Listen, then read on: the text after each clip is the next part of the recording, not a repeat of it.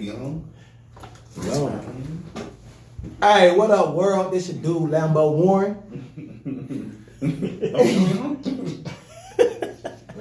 We on. Yeah, we on. Let's go. Because I know he just said we on. Did he? Yep. We on? Let's go. What up, world? It's Radioactive Podcast, and it's your host, Ace Boogie. Hey, man, and this your dude, Lambo Warren. And today, hey, really, y'all can just look and see who we got on here. You feel me? But all y'all know what it is. All y'all don't watch comedy, bro. All of y'all don't watch comedy and grew up on this, man. You feel me? We got Damon Williams in here, man. Yeah. What's up? Okay. How you doing? I'm good. Thanks for having me. I was at your show last night. Yeah, I appreciate you coming. I don't know if you've seen me. I'm doing my homework. Yeah. It was no homework. Okay. It literally was no homework. It was, oh shit, I see this man all the time on comedy, and now I'm getting a chance to holler at him. Right. You feel me? My man. So, Do you see? yeah. On what? Do you see how that's coming up? Oh, he said he don't see the live. Run it back? Yeah. Well, it's on my live, so we document it. Hey, I'm in San Antonio doing a podcast. Yeah. See, that's enough right there. How y'all doing, man? Yeah. We with the legend. We gonna see if it do some numbers. That's numbers right there. If not, hey, I appreciate how many 40, 30, whatever. Yeah, it might creep up. It's gonna creep up. But yes, I'm giving y'all behind the scenes look at this podcast called Radioactive Podcast here in San Antonio, man. Here in Texas. And we've been supporting this man forever. I grew up on this guy, like literally. So thanks. Share the live. You know how you do that with the little thing, and you point it to people. And they know what. Tap a couple people, add to my live. Because to be honest, man, I don't know. I never really had except when I had Tiffany Haddish on my podcast. On my Instagram. She saw me. I used to do music during the quarantine. So I could do something called a happy hour, and I'd just be playing songs and kicking with people. And Tiffany saw it. She popped on that mother. Went from 32 people to 9,000 like in seconds. It was crazy. Well, our podcast, just so you know, always do numbers. That's good. It always do numbers. I couldn't get up, right? Yeah, well, you're on my live, so yeah. Right. All 4 people. CertifiedFunnyComedy.com. Yeah, that's the homie. Yes, sir. We setting everything up. We getting ready to go live right now. We just getting ready, y'all. If it ain't certified, it ain't funny. So anyway, if you want to stick around, these gentlemen are accomplished podcast hosts. We're going to chop it up like old friends. So exactly. Hang tight in the meantime, or I'll go out and come back in. However it works. I just leave it there. Y'all fly on the wall at the Radioactive Podcast. Exactly, man. Y'all make sure y'all follow Keep y'all in there as long as you don't waste my battery. You ready? Right. Yeah, check it out. We are. All right, let me go live. Let me go check it out. We're going to talk about some controversial topics. I'm with it. You don't understand. You don't know what you're playing with. Yeah, we live. Keep y'all in there as long There we go. Turn it down. Let's go. You ready? I'm ready. Y'all ready? Throw that intro in there, QP. What up, world? It's Radioactive Podcast, and it's your host, Ace Boogie. And this is your dude, Bartholomew Jenkins III, Esquire. Look, so check me out, man. Y'all see who we got in the building, y'all. Quit playing. Sir, please introduce yourself. Damon Williams. How's everybody? Man. Hold up, he said that like he ain't shit. Right. Do y'all watch comedy? Who do we have in the building today? Who we got? Damon Williams. You know, y'all be humble.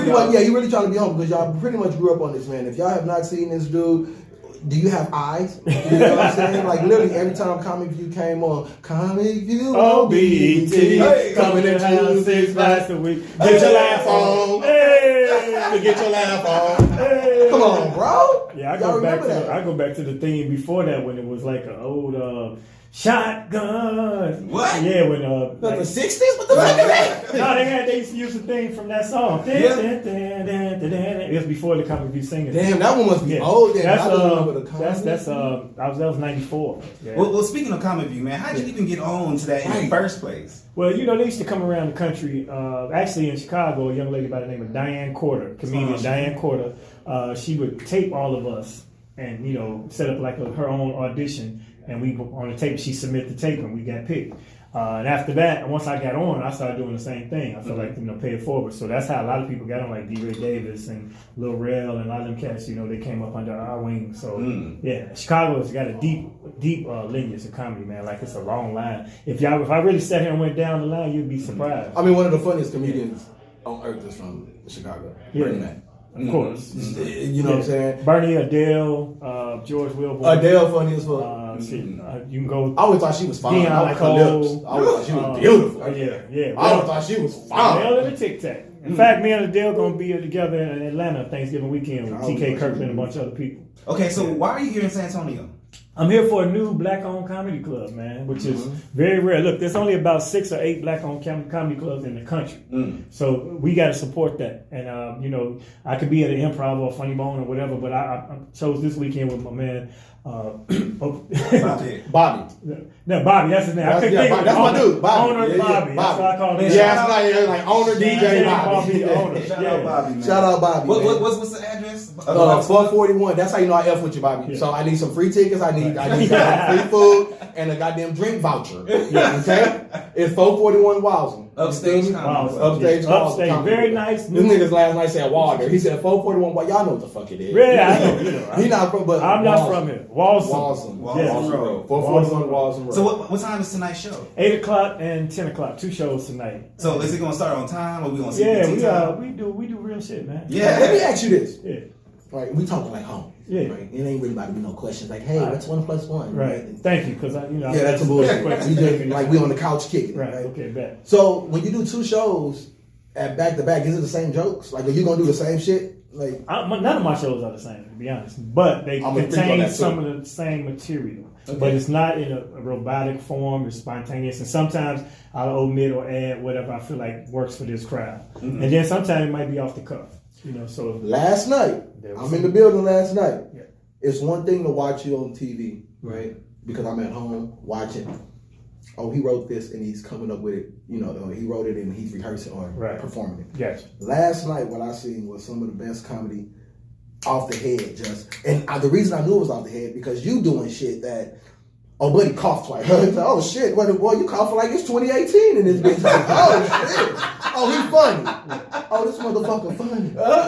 You know what I'm saying? Well, for me, I can't stand there and just say the same shit. And there's too much going on in the world, too much going on in life. And if you're an observationist, like I consider myself, then you gotta speak on it. And so people, it gives you a better experience if you realize that this is something that's coming off the head.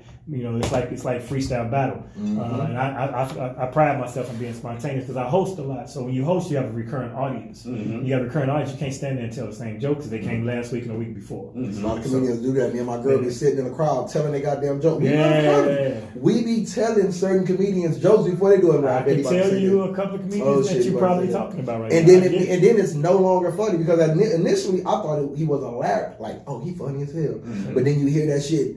You go to his next comedy show, and then the next you go to 5 comedy. He said the same shit. It's like, at this point, I'm just supporting you. Like I'm just coming to support you. I ain't coming. And you're gonna get that. I mean, if you go see Frankie Beverly, he gonna sing Joy and Pain. So you got to do your hits. You know what I mean when you're a comic.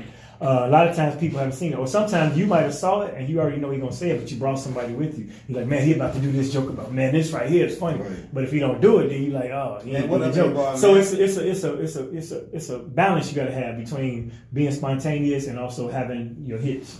Last night, you like while we sitting there watching. You couldn't tell me that the whole show wasn't off the head. Now I'm sure that you probably had little things in there but literally like you talking to the crowd, somebody will say some shit. Even he'll ask a question, nobody will say shit. I'm about to ask y'all shit no more. And it's like, damn, you would have thought that was written in the script. You would have thought that they purposely not said anything so he could say that. But it was just that's talent. Like, oh, I mean, how often do you freestyle on stage? Every show you're gonna get something fresh. Like for me, I make myself laugh, it's something, some goofy shit gonna happen. Like in my day, what happens during my day is usually end up on stage that night. If something happens. Like today, I've been kicking it, so I'm moving around. Yeah, I'm gonna say about how we went past this place 3 times because we thought it wasn't here. But the fact, like, okay, peep this, and just me and my girl sitting on the thing at the table. And the white dude, I don't know if you remember the white dude that was there. It was a white dude that was standing at the corner of the thing. He was like, this motherfucker gonna walk past it. Yeah. Now peep this. Prior to you standing, and this is how I just know it's off the head, and like, this motherfucker's a genius. My girl is sitting there saying, me and her like, this motherfucker weird. What's wrong with this motherfucker? This nigga throw the fuck out. Like, and he bow-legged. And I say, maybe he not throwing out. Maybe it's the way he walk. Like, maybe then he just feeling like because he bow-legged. Yeah, he had one more time to be in my little... He walked past this man again. He spoke on it like... Yeah, it was. This nigga's a genius. How are you? But you got to be aware of your surroundings if you like in the moment. See, a lot of times it depends on if a comic's coming to do the craft or if you coming to get the check. If you come and get the check, you plowing through your set. You just want to get to the end of the joint so you can say, all right, I got that show out the way. If you're having an organic experience with people who came to see you and you appreciate the fact that they're in the room and you don't want to give them the stale or the canned material, then you go a little deeper. It's layers to it. So, and if I have the time to stretch out, like last night, it was only one show. So I got unlimited time. So I said, give me 45-minute light. My man B Smooth, the promoter, is who's over there. Shout out B Smooth. Thanks for bringing me in all parts of Texas. But I said give me the light at 45, but I know I'm gonna do an hour. And you look up in an hour is nothing when I'm really in the zone. So and people engaged. It ain't like y'all sitting there as comedy hostages. I'm sitting there cracking the fuck up, and the crack like I could tell you was into it because at least 3 or 4 times you're like, all right. So I guess I'm about to get out of here. No, tell some more jokes. Yeah, you know what? And then start telling more jokes. Yeah. You know what I'm saying? That's me enjoying myself as well. And that's what makes it. That's what makes it entertaining when we can also see the person that's entertaining us is also entertained. Like, okay, I'm not ready to go home. We sitting there drunk in a bitch. Like, no, we staying here until like that's it. If you hear 2 or 3, then I know I'm having that. But the thing is, you want to. Less is more, so you don't want to do so much where they're like, okay, all right, let's get out of here, So you got to know it's a fine line, and sometimes you step across that line because you feeling it, but then you're like, oh man, now it's anticlimactic at the end. But I used to have this whole goal of like getting to the point of crescendo and thank you, and then drop the mic and standing ovation. Now it's just more about the experience and and ending it how it ends. Now we used to do a lot of black colleges. Now with some schools and kids, you have to get in there because they was used to seeing Def Jam and everybody, and if you ain't get one of them, you probably wouldn't get booked again. So I used to love doing colleges, man. So now y'all are the people that used to be in the colleges. Right, exactly. So I want to ask you, man, because you say you've been doing it going on 29 years, right? Right. Do you still have the same joy and passion now that you did at the beginning? Actually, probably more, because now it's a greater appreciation of the fact that I had the longevity. You famous now. I bet you love it more now. Well, no, but I mean, it ain't even about the notoriety. It's more about the experience for me. And for me to be able to come from the streets and do some of the things I did in the past to make a living, making a room full of people laugh, knowing that what people been through, what we living through these unprecedented times, and for people to say, all right, I'm going to take my chance to come out, might risk COVID. We don't know because Texas don't give a fuck. Y'all never shut down. I ain't seen no mask. Texas was like, man, I was shocked when you came in with the mask. I thought you was wrong. I had one on last night too when you was out there. Right now we got one, but it looked stupid because me and my girl was the only ones with masks on. So I was like, he ain't about to pinpoint us out. Now we I don't question people when they get their mask on because it could be not that they worried about catching shit. You might be trying not to give me shit. So keep your mask on, right? You know what I'm saying? You might have this. I don't want to catch this. And this ain't what the working in the neck. What's going on? I'm sharing the post right now just in case y'all see me looking at my goddamn phone. Indeed. So I'm having fun with it, and like I said, to be able to still be able to do it and for it to be relevant, because a lot of comics, they get bitter. What up, Chris? When people don't end up famous or in 7 movies, you feel like, because some people get in for the wrong reason. I've always wanted to be a stand-up. Now I'm pursuing acting projects. In fact, I'm in a film that's on Stars right now called White People Money. Just finished another film called Can't Get Right with Shawty and a bunch of other people, and that's gonna be fun. It's a goofy movie. I'm a serious character in the movie. I'm a mob boss. It's crazy. How's that? It was cool. I killed some people. I get to kill a motherfucker. I'm from Chicago, so you understand. But anyway, do you have any fears though? Because you look at what happened with Alec Baldwin. Yeah, you know what I'm saying. So now thinking back on it, we like, sheesh. You know what I'm saying? Be honest, man. Since this was a low budget film, they had an actual real handgun on set. Shit. So we had 2 or 3 prop guns, right? And then we needed one more for the scene, and the dude went to the car and got his own gun. But we had 3 people, clear the chamber, and so, but still, that was 3 people. Yeah, the protocol is supposed to be 2 people to check before the actor touch it anyway. So for that to have happened, it was amateur. And the young lady who was the in charge of the weapons. They call them armorers. She was very new, but her father was establishing the business, so it's a nepotism job. She was a 24-year-old white girl, so she was lax, and that's how because that should never happen on the set, and it's happened before. We know Bruce Lee lost his son that way. Yeah. How did you when you first realized that you was funny? Man, the thing of it, I never tried to be funny, but I always enjoyed funny. So when Eddie Murphy came out with Delirious, and I mean literally, that was one of the first tapes I ever saw in the VCR. We talking early 80s. I saw how he took it to the next level because I grew up on Richard Pryor albums and my mother and them had music, some jokes and albums in the basement. But to actually be able to see somebody deliver and have that crowd going bananas like it did, and all his skill sets, you get the impressions, the songs, all that stuff.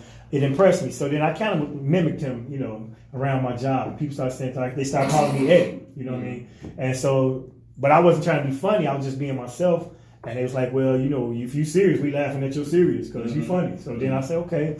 Then later on in life, I decided to really pursue it after I used to own a Subway sandwich shop. And I sold that business and went and to the open mic. And that was that. Yeah. What the Yoshi and got free Subway? Let's get this. Hold on. That goddamn minute. Let's get these goddamn comments. Right. They're doing comments now. All right, so anybody on here? Avar said, "This looking very light skinned, but I'm still here to show love." You dark mother, get your dark ass on. I ain't never been called light skinned. Chrissy talking about tell a joke. Yeah, she said tell a joke. Come to tonight's show, you gonna see all the jokes you want. 441 walls, and he gonna be there tonight. We'll get some laughs in this podcast, but they asking serious questions. They trying to get in-depth. DW Goodlow, he say, "Who is your favorite comedian or king of comedy?" And it's coming from a comedian yourself. I mean, it's very simple. For me, that's an easy answer. Richard Pryor is the greatest. Eddie Murphy's the most talented. Why though? Why? Because of his skill set. Richard, because of the vast amount of material and subject matter and the consciousness he raised in his material, and the fact that everything most black comics are doing is something that Richard probably already touched on. Right. Black-white issues, politics, police brutality, you name it. Gays, all that. He touched on all that already. Between him and George Carlin, it ain't a topic left. I like Red Fox a lot. I love Red Fox. When he up there with that goddamn cigarette and he just Red Fox, man, funny as fuck. And Red Fox started out clean, then he started doing dirty albums, and they were called party records, and he got like 50 or 60 of them. That's how much material he got. That's why he went on the records, right? Yeah, on the album. It was literally an album. And I got some because my wife bought me a turntable and she bought me some vintage records. So I got Eddie Murphy's album. She gave me Richard Pryor album, stuff like that. So, but now contemporary, I'm a fan of Chris Rock because of his work ethic. Because Chris I just saw Chris about 3 weeks ago. He's doing stand-up? In the club with his notepad. Coming out the Boston, the cellar, whatever, coming up, because I don't do New York a lot. But they was like, Chris Rock down there working out right now. And he'll do that 2 o'clock in the morning, being there doing his thing. Plus his specials were dope, he has something to say. Of course, Chappelle right now is the GOAT of our time, of the current time. Hold up, because I want to get to her comment. She said that she loves, and maybe her facts, Richard Pryor was the greatest. This coming from Bianca Love. Shout out to Bianca Love. Shout out Bianca Love. Shout out Bianca Love. She said facts. Richard Pryor was the greatest, and she loves George Carlin. George Carlin. You know the funniest? Now this is me, because I always say black comedians are just hilarious. But you know a funny motherfucker? George Lopez. That's a funny Lopez is funny. He a funny I tell you, a white boy that'll kill you is Bill Burr. Bill Burr. Bill Burr. Before he got in trouble, Louis C.K. was fearless. Yes, he was. He would say some wild shit. He wrote Pootie Tang. Do you know? Wait. Yeah, Louis C.K. wrote Pootie Tang? He wrote that movie. That is crazy. That's since you brought it up earlier. Right. No, that's crazy because when I didn't look like at the credits, but when you look and you see certain famous people, like I seen J.B. Smoove in there, right? You couldn't tell me that J.B. Smoove didn't have a part. Like, I just be thinking that, like a Bernie Mac in the movie. I think that Bernie Mac got something to do with the movie. Like he got some pull. You know what I'm saying? So when I once you get a script and they do table reads, the comics. If you got a smart director, they'll allow you to improv and freestyle and add your own layers to the characters. And so naturally, if Bernie in the movie, what they wrote on the paper, it probably ain't what ended up on the screen. What do you think about Kevin Hart? I love Kevin Hart, man. Kevin Hart, he's put in the work. See, people have to understand, Kevin Hart is an entity. He's not just a artist. Right. He's got companies, he's got people, he's a brand, and he's putting a lot of people on with that. And so when we talk about Chappelle and the cancel culture, I know we was going to go there eventually. Mm-hmm. Yeah. Kevin said something kind of poignant. He said, you know, he of course he got enough money where if they can't cancel him, if they do, he'll be all right. Yeah. But he got a lot of people eating off of him. Mm-hmm. So he got brands and radio stations and all that. So if he get canceled, a lot of that gets canceled as well. So that kind of limits him in a way if he's going to be answering to what this so-called cancel culture is. Chappelle, on the other hand, has no corporate masters. He already bucked that system when he walked away from Comedy Central. And now when he knew he had to deal with Netflix, like he said, I ain't going to do another special in a while. Why would he? He'd done 3 or 4 of them, 24, 25 million each, you know. He can sit down. Plus, you can't tell him what to do. He can go back to his farm and smoke his weed, you know what I'm saying, and talk about these trans if he want to, you know. So, well, I want to ask you, man. Oh, hold on, because people are asking stuff. Hold on. Okay, go ahead. They say, so Mickey Sweet, Cheryl Meadows say, who going to the show tonight? D Major and I are coming out. So there's 2 right there. Hey, sold 2 tickets. You know what I'm saying? Sold 2 right now. Radioactive, baby. You know what I'm talking about? And we want 83%. We need our 83%. 83 you is feel a me? funny number. And then Mickey Sweet said, how did Damon get connected with Tom Joyner to be a part of his morning show? Yeah, that's what I'm saying. The people fucking with you, man. Yeah, that's what's up. I appreciate that. That's why we here. Cause we heard about the chaos. We know what y'all doing. Oh, we heard about it. Yeah, we heard about it. Yeah. I could be doing something else with my afternoon on the 80-degree day. He's here with us. You know what I'm saying? Here with us. But Tom, that was something. It was purposeful. I pursued that because Tom really blew up in Chicago and he connected to Dallas, so he was going back and forth. Mm-hmm. But first thing I wanted to do was be on his Sky Show. Tom did these live broadcasts, morning radio show, but he did it live in a theater. And people line up 4 a.m. to come in, and he do the whole show in a theater. At 4 a.m? The show started at 5. So in the morning? 5. Oh, you gotta be hella successful. A motherfucker gonna come at 5. Like, man, I'm saying, come to your shit. Yeah, exactly. And he had the top artists in R&B and all that. So I was going to the Sky Show, but I wasn't on it. So then one time I did a play with Thea Vidal and Howard Hewitt. Howard Hewitt from Shalimar, Thea Vidal from the show Thea. She was Brandy's mother in the show and all that. Anyway, I'm just giving the youngins some little history behind stuff. So we did this play and went to Atlanta, and Tom's executive producer came and saw the play. And she knew all of them, but she didn't know me. So she's like, but I was the star in the play. I was the lead. And I played a comedian in the play. So she said, this guy, he gonna be on to something, blah, blah, blah. So but Tom already knew me. But because I worked radio in Chicago, but I couldn't get on this thing. So I finally got booked for a Sky Show and I ripped it, tore it apart. And then I got on the more Sky Show. Then I did the cruise. After the cruise, I ended up doing the actual radio show. And now me and Tom I just saw Tom in Vegas last week when the Bears played. We all hung out. He still invited me over to the house and all that type of stuff. Tom's doing a lot of the stuff that you've been doing. We could see that, okay, talent got him there. Because I've been seeing a lot of people that be in sitcoms and people that do morning shows and things like that. And I don't see it in them. I'm like, you must have knew someone. Right. Well, the plug. You get what I'm saying? Too. Yeah. That's a hell of important. But I say that to say, just seeing you live and literally growing up off of you, it's like, before we even knew that you were going to come here, I watched you. You get what I'm saying? So it's like, that's true talent. Like, I didn't. It wasn't that I'm only watching him or knew about him because we background check. Let me do a background. Everything I done told you. And I can tell when people do that because they'll quote a joke or something. I'm like, man, we just posted that. Yeah, no, I don't know. I couldn't tell you. And shit. You also did the right with the. And I'm like, dude, you just like that. Come on, man. That's what I'm saying. Yeah. My shit authentic. I've been on some corny shit before. My shit authentic. If I ain't seen shit, I'm gonna ask you questions. Oh, how you? Literally, bro. From the suit when I told you I remember a suit that you had on. I didn't go look that shit up. You have nowhere in my history. Right. Okay. Because I've already knew. Indeed, you experienced it. I've already experienced you, but seeing you live, right.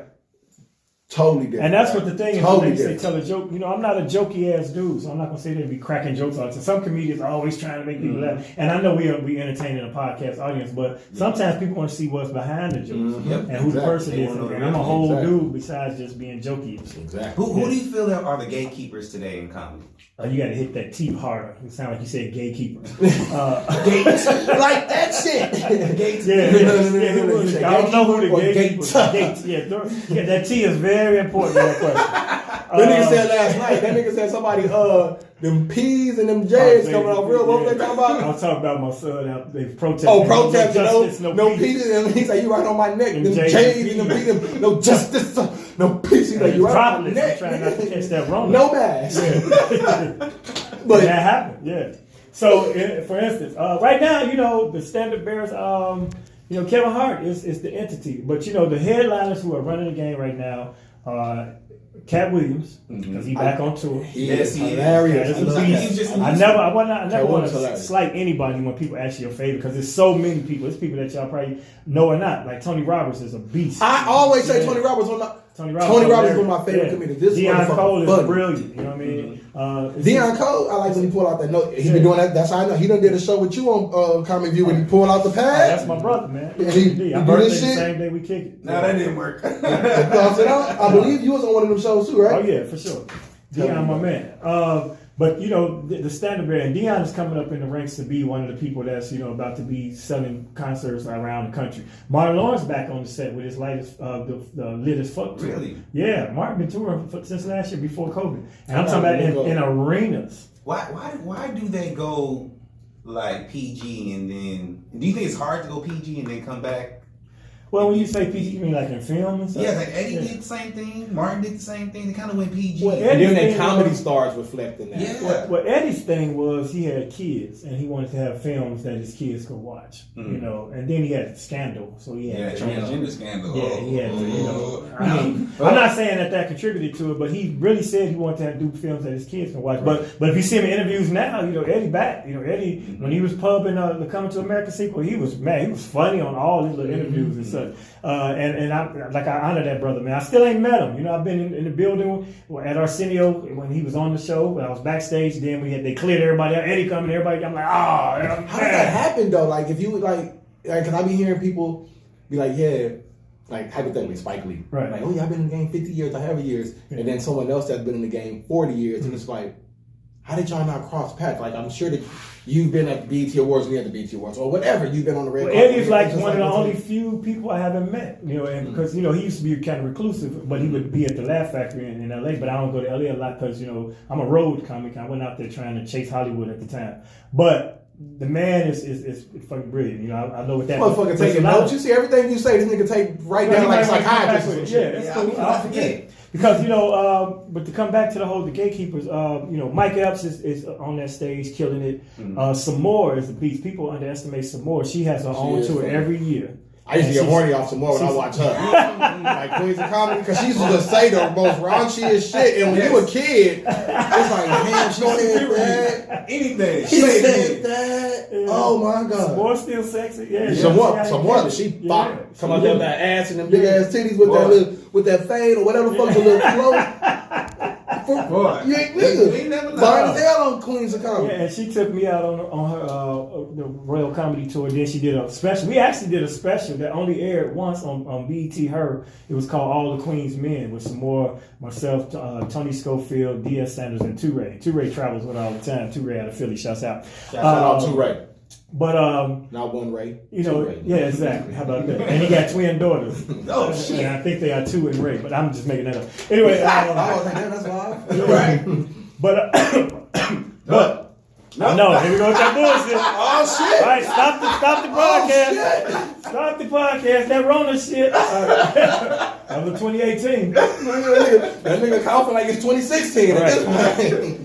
But yeah, man, so it's so many talented people. And then it's a whole new wave of comics that's coming up with that have come through social media, but are doing it like that. And I really like the respect for the game that DC Young Fly has. Yes. Because he got the numbers from social media and he started probably on Vine or something like that. Right? Yeah. And but now he pays homage to all the OGs. Like if you work with him, he'd be like, man, OG, whatever you want to do, blah blah blah, far order the show, because he might be the bigger draw on the show, but he might not have the chops or the experience time wise. Or the pull. No, don't misconstrue my word. No, he got the pull. I'm talking about ain't been that long and ain't been that long. And he'll defer like, no, ain't no way. I ain't supposed to go in front of you. I mean, after you. Let me ask you this then, because this is what I've been seeing. D-Ray Davis, shouts out D-Ray. Oh, funny as fuck. My man. Mm-hmm. Oh, you know what? What's the other dude named? Big Corey Holcomb. All Chicago. He funny. That's what I'm saying. Yeah. Chicago produce funny motherfuckers. Mm-hmm. Do you notice? And shout out to Kevin Hart. Shout out to all the comedians. Yeah. I'll be watching like the chocolate Sundays. Yeah. I don't know if you. I just did it 2 weeks ago. Yeah. If I go to your shit, I bet I seen it. Yeah. I guarantee. If I show you the shit, you're like, damn, this dude is not lying. Exactly. Now I ask this though, a lot of the new comedians to me, because I watch a lot of comedy. Okay. A lot of comedians, I'm not funny, but it's like when you watch sitcoms, you know what sitcoms consist of. Right. To me, a lot of the new comedians that's coming up, they have Kevin Hart's mannerisms. Am I tripping? That Am I happens. tripping? That's just like, you know, A lot of dudes have Drake's flow in hip hop. You know, there's a lot of cats that come out and sound like Drake a little bit. I mean, Big Sean, a couple times I thought he was Drake, and I ain't even say hating on him in particular. Nice. He dope, but I've heard songs where I'm like, oh, I thought that was Drake. You know, so whoever's the number one guy is going to create people. Like I said, inadvertently, I was mimicking Eddie Murphy before I was even doing stand up, but I'm not in my stand up style. Yeah, I was like, I didn't see that. So, you know, that happens. And then now this is a microwave society, man. So whatever's winning, people trying to do. How did you find yourself? Because you said you started off kind of like Eddie Murphy, but how did you find yourself? You get your voice through experience, man, and time. That's the only way that's going to happen. You know, comedy, it's a DVD called Comedian that Seinfeld put out. But it's a bunch of comics on it. They sitting around talking about it. And they'll tell you, this game, it's like real life. If you've been doing it 5 years, you're an infant. You've been doing it 10 years, you're an adolescent. You know, so it takes about 15 years to find your voice. You know, if you really want to be a serious comic about it. Right. You know what I mean? So at that point, you ain't doing it to impress. You're doing it as yourself in most cases. And when you do it like that, it just come out so. Yeah, you know, I'm being me. I'm just being me with something I prepared. Because it literally didn't seem like you wrote any of that shit last night. Now, I'm sure you did. That's the mastery of performance, though. It was like you couldn't tell me that the crowd, everybody else, even the motherfucker that you talking about walking and things, you couldn't tell me that they wasn't part of the show, which they wasn't, right? Because I seen that they wasn't. Exactly. Like, this motherfucker is not, because we talking about the same white boy he talking about. You would have thought he was at the table with us and he was like, bro, look, this crazy ass white boy. And then for you to sit there and speak on this, like, this motherfucker genius. But that's what you want to do. Right. You know, you want. I mean, if you're experiencing it together, then people get it. It's like doing magic. You know what I'm saying? You know, you seeing the trick. You know, in a way, I could have faked that. Right, but I don't think that people understand, because I didn't understand. Okay. How much talent that takes. Again, when you see it on TV, it just looked like when you watching a movie. Right. Okay, this is a better way to put it. When you watching a movie and you just watching it any given Sunday, whatever the fuck you watch. Right. Okay, it's a movie. But to go on stage and they do it as a play and they run through that bitch. Right.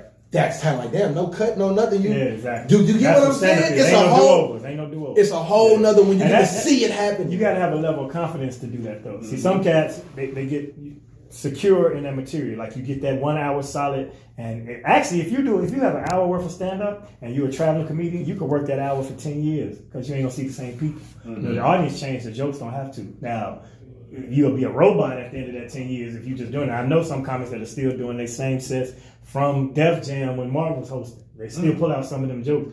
And that to me is disturbing because you should evolve at some point. But it's to each his own, and it depends on what you're doing it for. But for me, I want this experience to be organic. So you know I just thought of this. And I just thought of it. So it ain't even like I'm trying, let me think of some and new that makes it so much funny. It's just like this just happened, I gotta say it. It makes it so much fun. So, have you ever been on Def? I literally seen every episode of Def Comedy Jam. Yeah, I did the Def Jam when D.L. Hughley was hosting. But it was in LA, it wasn't the New York episodes. Have you ever messed up on stage and how did you get out of it? You got booed. Boo, get the fuck I out never of here. got booed. I have done not well.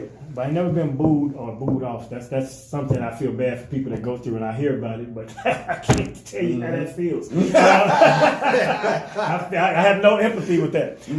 But you know, we've all had bad sets. The audience didn't match. They booked me. I was opening for Aretha Franklin, and it was House of Blues. But it was all these corporate like doctors, and they were like Middle Eastern type cats, and they were tourists. And I'm thinking I'm gonna come in and read the Frank. I think it's gonna be my mama and her friends. You know, that's what my materials prepared for. And they were looking at me like paint was drying. I'm like, okay. So I just started talking about my family. See, once you talk about something everybody can relate to, then you can get them. But at first I was trying to do my material like, you know, back in the day with Aretha Franklin, you could tell what the night was going to be like if mama was mad or not, about what song she was playing. And these Pakistani motherfuckers like, no, mama never played them. You know, so. What you say last night, he said, his motherfucker, I think it was Fatty LaBelle. Yeah. This nigga say, these songs these days, wet ass pussy. Got some wet ass. They say, can you imagine if Gladys Knight came out and was like, wet ass pussy? No, that joke, I had a lot of fun with that joke. That was hilarious. Because it catch people so off guard. You know? Because you ain't expected that out of Gladys Knight's mouth. But there's more to it afterwards. So I love that joke. I'm glad I did it because I wasn't going to do it because I think the comic before me kind of mentioned the song, but I was just up there so long I just pulled it out. I didn't even hear the Look, yeah. nobody else but you. Yeah, because I didn't even remember him that. saying anything. Yeah. When you did that, what? Well, go because it's like you paint a picture. Yeah. And I think that's important as well. If you're gonna use words, we can't see what you're talking about. So paint as well as picture as you can. I mean, you painted that. Like, I literally picture Gladys Knight coming out with the pimps behind her, and she's like, "Well, ass pussy," and the pimps like, "Pussy." What? Like, the funny thing you mentioned, that's the first time when I did that joke that I actually thought of the Pips being a part of it. So for you to bring that up again, that part when I the Pips be behind, woo woo, I never did that before ever. So it was one of them nights where the crowd was encouraging me. But it's a matter of confidence and comfortability. Once you get comfortable, you already know you're funny. Now, venture out. I tell comedians this all the time. You know you're funny. You got your material. Add a layer to it. You've done this joke. Say something else different about this joke. And sometimes the audience will write the joke for you. I had a joke back in the day, man. I did this joke about conjoined twins. And I was telling a story about conjoined twins. And my take on it was, they were stuck together and, they died a few years ago. And I was telling people just the backstory. But right in the middle of the backstory, as I'm setting up the punchline, the dude said, well, when they died, do they die at the same time? I was about to ask that. I swear to God, I'm about to say that too. And I said, well, I hope so. Otherwise, that's going to be an awkward funeral. One of them greeting people, the other one in the casket. They both body casket. Right, what I'm saying? Yeah, like she greet people like, yeah, come on in. He out the ground, he in the ground. Yeah, all that came from the person saying that from the audience, and it changed the whole trajectory of the joke. So, and I like to act the jokes out. I don't want to just stand there. Some comics, like Chappelle, is a standstill comic. He's a stand-up. I'm more animated, more physical, and I think that adds a layer to it. In fact, I started getting too comfortable at one point, and because I can do that, Bill Cosby. I can sit on the stool and make people laugh for an hour. But my wife is like, what are you doing? That ain't you. That ain't your character. You move around. And my wife, your mate always help you out with situations. So she's like, yeah, you need to, it's funny, but I like you when you do you. And I'm like, wow. So I got back into my animation. Let me ask you this. Being a comedian, because people tell me I got a sense of humor. You funny. They be like, hey, bro, you funny. I already got it. Yeah. Right? So let me ask you this. Does your wife still think you funny? my girl, people be dying. And I don't try to be funny. I don't want to be comedian, none of that. I'm not. I'm just speaking. Yeah. And I guess it comes out humorous, right? But I'm just as funny as I am, I'm that much serious as well, too. But my girl, she'll be sitting there, and I don't know if it's because girls be like, that wasn't that funny. And she be like, I heard that joke before. What joke? I don't even tell jokes. The person closest to you is your worst critic a lot of times. And so I don't even be trying to make my wife laugh. In fact, she enjoys the fact when we're around other people because she's like, he's quiet at home. But at home, I'm thinking about, this roof leaking. I got this furnace over here. You've been a man at home. You know what I'm saying? And I'm chilling. I'm trying not to be I'm not that type of dude where I'm trying to be jokey all the time. Right. But you want to keep a certain amount of humor in every relationship. So, of course, she's funny than me, though. My wife naturally funny. Like, can do impressions, all types of stuff, but she don't want to do it in front of people. Is that how she got you? No. Wait, that's another ass. That's a whole nother thing. No, that's how she kept me though. Yeah. I tell men, we can get on some real shit. I be telling people that because they think fat ass titties, fat ass. I'm like, okay, but that's like having filet mignon every goddamn day. Indeed. I love it. Okay, now you got the filet mignon. Appreciate it. Right. What else? What's the side? What else you got? Like you can eat the same meat every day, but you need different sides. Motherfucker don't want to eat goddamn. Right. What did you guys like to say? I don't know. What you say? Greens and hot dogs. Yeah, the niggas like y'all be eating weird peanut shit. Butter, That niggas like peanut butter and jelly and rice. He's like eating a hot dog and collard greens. Yeah, exactly. He's like, you can't even set this motherfucker on no plate. Yeah, I'll tell it much better tonight. Yeah, I'm sure you will. But you have to be there to experience it. I'm gonna fuck it up. Right. But to watch you in action and to do it is totally, and I can't stress this enough, it is literally so different than watching you on television because I'm seeing literally, now when I watch, I'm going to go back and watch your other shit and be like, bro, he was probably freestyling right there. Yeah. It was probably motherfucker, when he said this, it was probably a motherfucker that made him say that or some shit like that. You know what I'm saying? And so that's why what I've been doing lately, because most of the time we don't post our material because you don't want people to see it before you come to town. Because people will research you if they ain't really familiar with you. They're like, who is this dude? And they'll go look at all your YouTubes and then go, I went to see dude, he did old jokes. Yeah, because you went and looked at him first, dumb. You know, don't do that if you go. I never heard none of this. Well, maybe I wasn't. But I got new shit. That shit was. But I've been posting the moments, like stuff that ain't gonna happen again, or unless I recreate it. So you'll see a lot of that, especially on my TikTok. I just started TikTok, and it's not. I got you on my story right now from last night. Okay, so that's what's up. So you know those moments I'll be posting, the spontaneous moments, because like I said, we all got our hits. And you got to do the hits because you got to get through the hour. And the hits are funny. You know, you don't want nobody to not hear some of the stuff. Some jokes I just want to tell because I know y'all going to laugh and I would be depriving you of my performance if I don't do this particular joke. So those jokes stick. Now, I got jokes like that are classics that I just stopped doing because I'm tired of doing them. But people are like, man, I don't want to see the skate joke. I got this joke about a disabled group of people on a field trip at a skate rink. And Ricky Smiley won't let this joke die. He keep bringing it up on his show, you know. But I don't do it for one because it scuff up my shoes. But secondly, and that's important, you know, if I do it 60 times a year, that's 60 pairs of shoes. I'm not fucking my goddamn shoes. But also the sensibility of the climate has changed. You know, so many topics that people want to hashtag you about. So now, you know, the disabled people, you can't do those jokes no more. You can't say the word, the R word. You can't. It's just crazy. Like it's crazy. Cancel culture. You can't say shit. That actually goes What into is one cancel culture? That actually goes into one of my questions. What are some things that you stay away from as a comedian? Well, the rule is nothing is sacred. My rule is this: if you talk about a topic, if it's controversial, the subject matter must make the subject be able to laugh too. So if I'm gonna do a gay joke, if you're a gay dude, make the gay people laugh. The gay dude should be able to laugh at the joke too. That way you're not bashing a particular thing. So if you're talking about a disabled person, you know, then make the joke funny to that disabled person because they know what they go through. Funny is funny. And funny is funny. And you gotta set the table by saying, look, this is a comedy club, it's a comedy show. We came for jokes. If you got problems, first of all, I wrote this joke before I got here, so it ain't got nothing to do with you personally. You know, so don't take it personal. Second of all, if you didn't want to laugh, you shouldn't have came in. Shouldn't have came. You know what I'm saying? So that's you want to feel equal though. I feel like listen, you want to be equal. Right. God damn it, we talk about ugly motherfuckers. Right. We talk about fat people. We talk about bald headed and you get what I'm saying? All so of guess that. what? And if you stayed away for from me not to talk about you is discriminating. How about that? For me not to include you. Not to mention, it's something in every category. If you start eliminating categories, then what we gonna talk about? You know, somebody can get offended by anything. Anything. Yeah. I got a big ass forehead. It could be people that get offended by having choppy beards, or you know, like man, I've been trying to grow my beard. How you motherfuckers my life?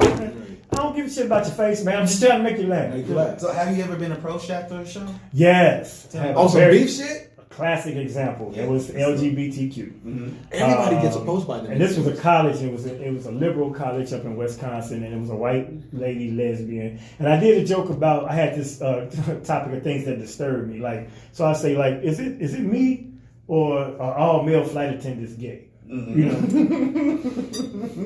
I'm not. Listen, I have to learn. I have investors and people that have been talking to me lately. Right. I'm just gonna let you start talking, right? Because go ahead.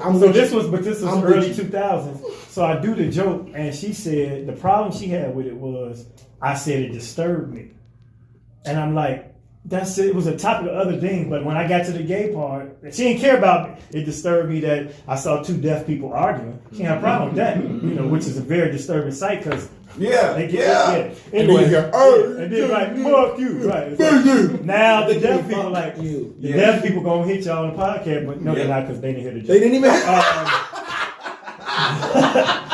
You feel me? So, she came up to me like, I just want to talk to you about the joke you just did about gay people. We're gay and we appreciate it. I said, well, I did a joke about fat people, retired people. You know, if I can't talk about something, no, but you know, I said, but if I offended you, I'm sorry. She was like, no, you're not. And she's saying, fuck you. Right? To my face. I'm like, well, now we both know that ain't gonna happen. And she was mad after that.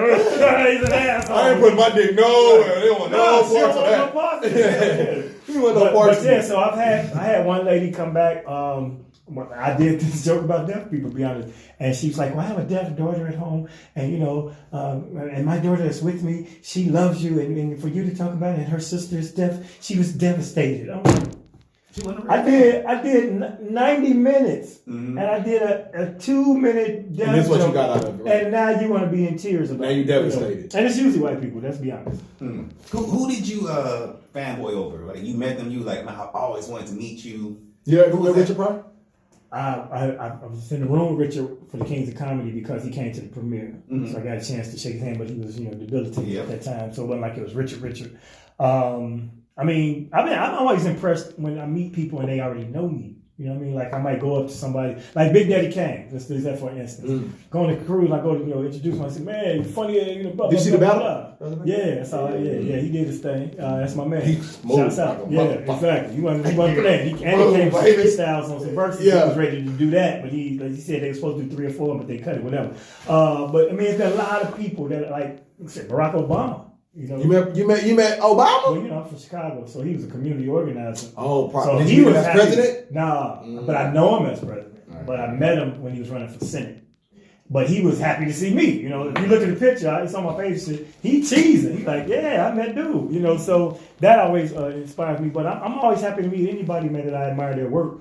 So I can't give you one great example right now. Like if I met Michael Jackson, I would have lost it. Because Mike was. I felt away about Rakim. If anybody if and when I ever meet Rakim, the God, MC, Indeed. I'm probably gonna spontaneously combust. I'm just being honest. Like I'm probably gonna implode, then explode, then implode, then explode. Yeah, Rod, he that dude. I'm looking for him. They say I'm trying to put him on the verses, but Who would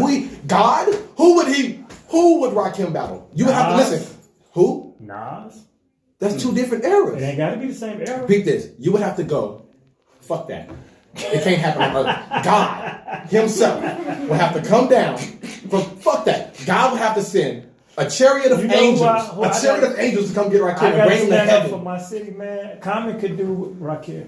No. Yeah. No. I like Common. You say Common? Nah. Yeah. I don't think Common. Because if you look at Rakim, I mean, he had a nice run, and he's dope. I would have thought KRS One and Rakim would have been a good one. That's the same era. That would have been good. I would have thought. Yeah, but it's versus. So everybody got their opinion on who they would like to do what with. You know what I'm saying? Rakim is just that.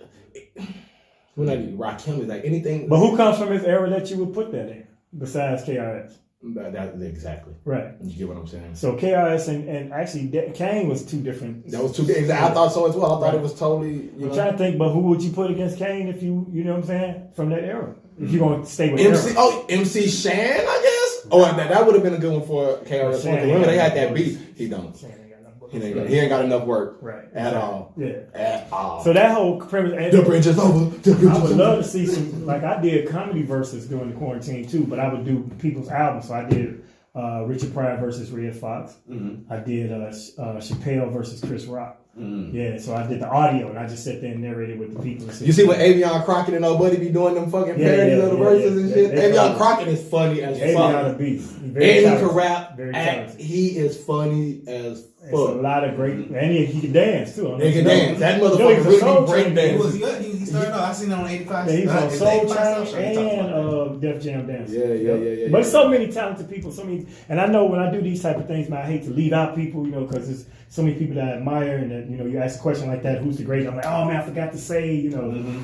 So like coming up, Bernie Mac, I fanned out on Bernie. Flat out. Shit. Even though I live in Chicago, the first time Bernie Mac acknowledged me as a stand-up and allowed me to do his night, and he's like, hey Holmes, why don't you come to the room? Man, I'm like, Bernie, man.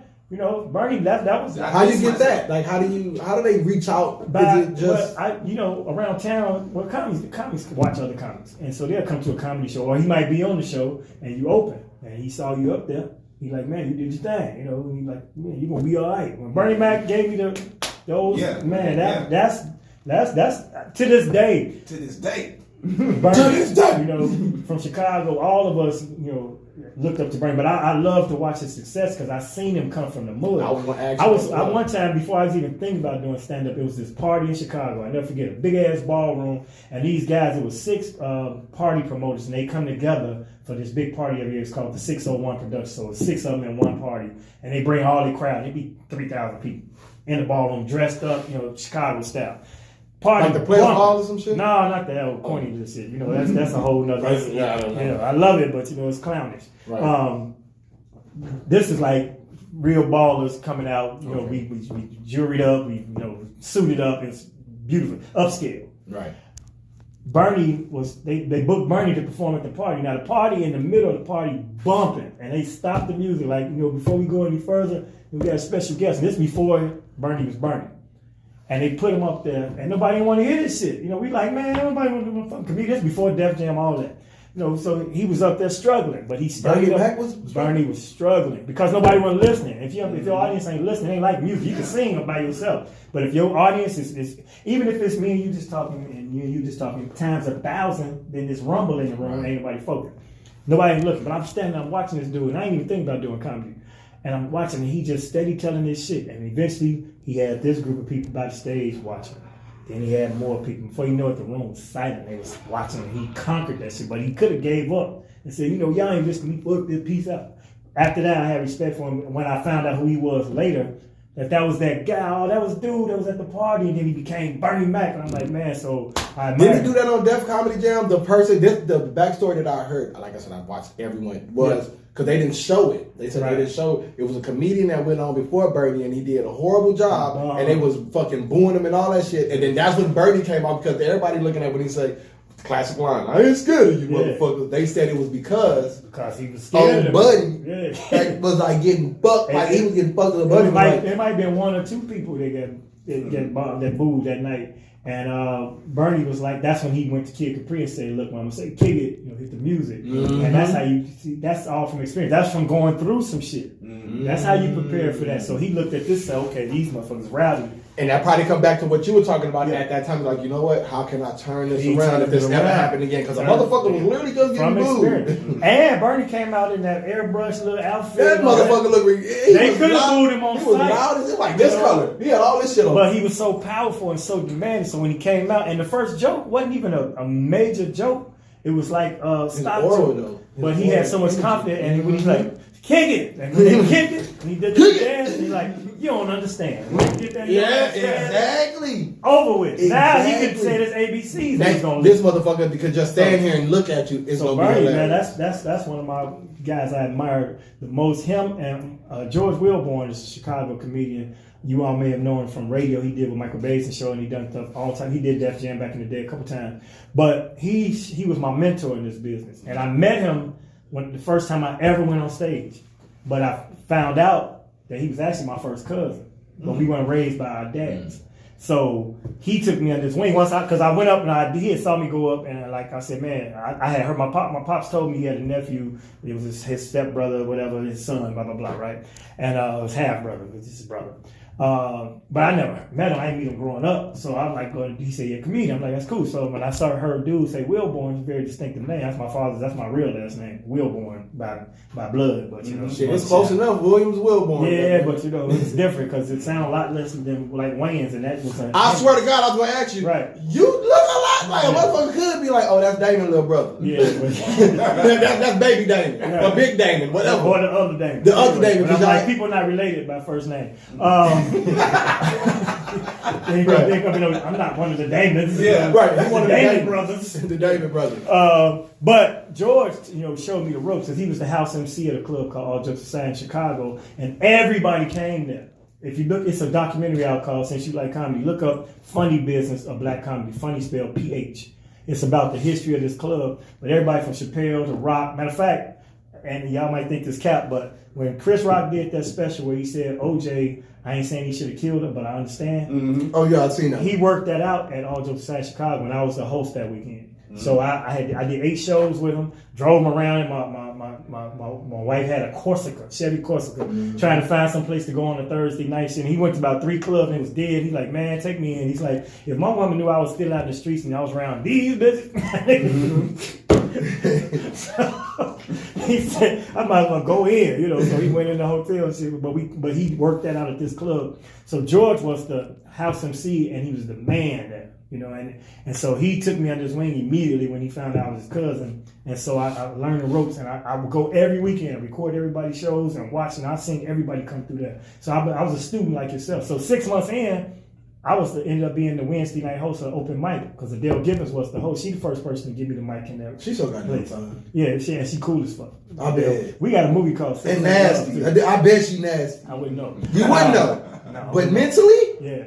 Boy, I thought about it. Like, boy, I bet you gross. I can't. That feels kind of incestuous right now. That's somebody. That's your real sister. No, but fam though. You know what I'm saying? Yeah. Oh, So I don't look at it like that. Well, they done gave us the. As they should. They don't told us to wrap it up. Right. So is anybody still on here? Everybody on that one. You good? Yeah, it's people. We doing views. We doing numbers. I want to ask you to end off with what advice would you have for our local comedians here in San Antonio? Did you think they were funny last night? Were they funny? Oh, they had openers? Yeah. Both of them were funny. Yeah, definitely funny. And also, I mean, you got to get.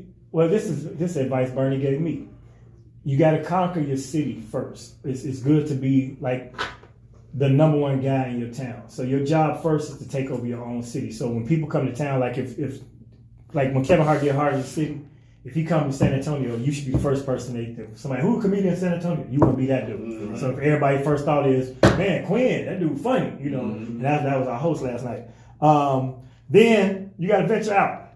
Once you get your city humming, you know, even if it costs you, if you ain't getting paid, go do a guest spot somewhere else. And, you know, go to Atlanta, go to New York, go to LA, go to DC. Because comics, we network with other comics. So until you become a person that's going to get booked by the chains and the corporate structure, you got to get booked through comedian by comedian. So if I know you're funny, but you ain't going to sell them tickets, but if I put you with somebody else funny, you still going to round out my show. Mm-hmm. So I'm going to give you a shot to come. If you tell me you come to Chicago, they're going to tell you, well, so-and-so got a Monday, so-and-so got a Wednesday, so you go, even if you don't get a nickel through all that, now you've made contacts with all these people. Do you do that? Do you establish now, do you take openers with you and be like, you know what, come with me on the road?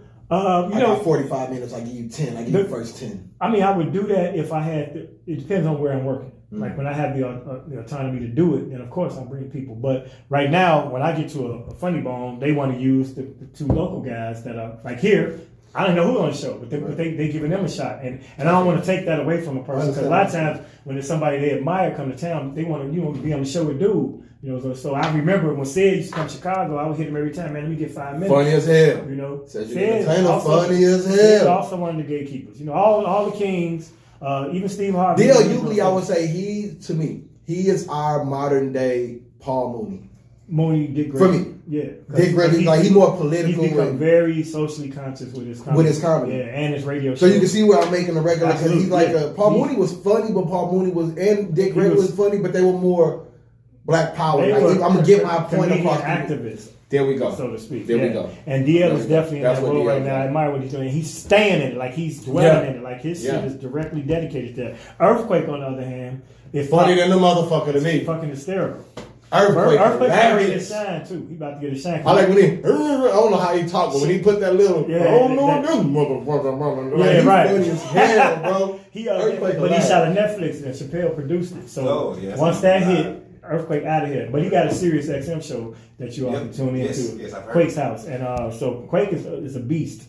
So it's just so many people, man, and everybody got different lanes, different voices. Like you say, DL is our political person, and he ain't even satire anymore. He is on facts and backing it up, and he might throw a joke under it, you know, or the irony of it. That's what he does. That's 100% where he's at. 100. That's what he he's standing on.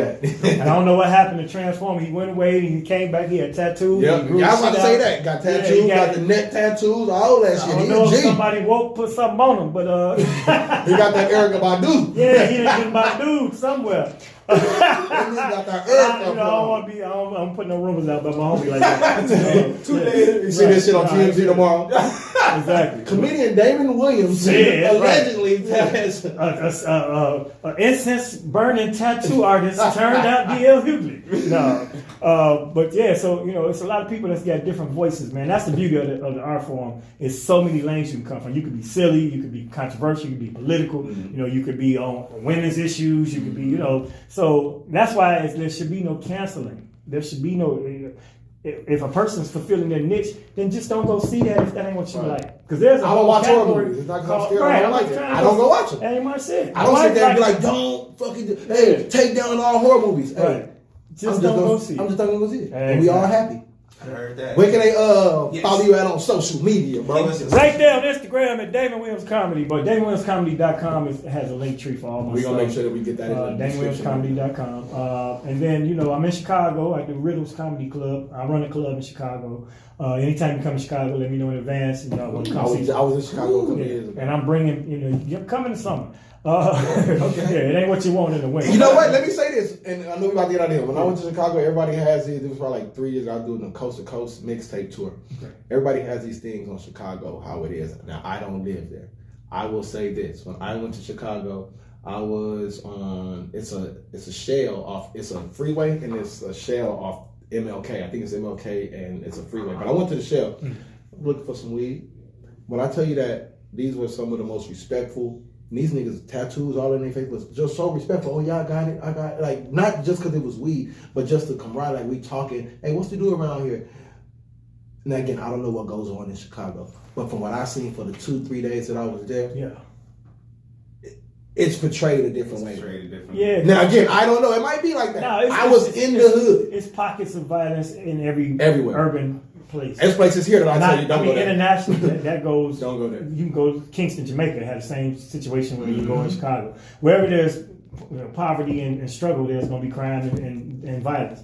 Now, Chicago is a world class city with good homegrown feeling. Most people have migrated there from the South. We got Southern traditions and roots. We threw an egg at the Trump tire when we was driving. Threw that bitch at it just to do it. Our city council, this before he was in political, they tried their best to keep his name off that building, man. He sued 19 times to get that name because they didn't want, no buildings had nobody's name on them in Chicago like that. And he did that shit. So, but anyway, come to Chicago, man. Just, if you want to look for trouble, you can find it. I know if I go here, I can find some trouble. Exactly. I know right around here used to be a little host trouble. Anyway, he knows San Antonio very well. I'm trying to tell you, that's crazy.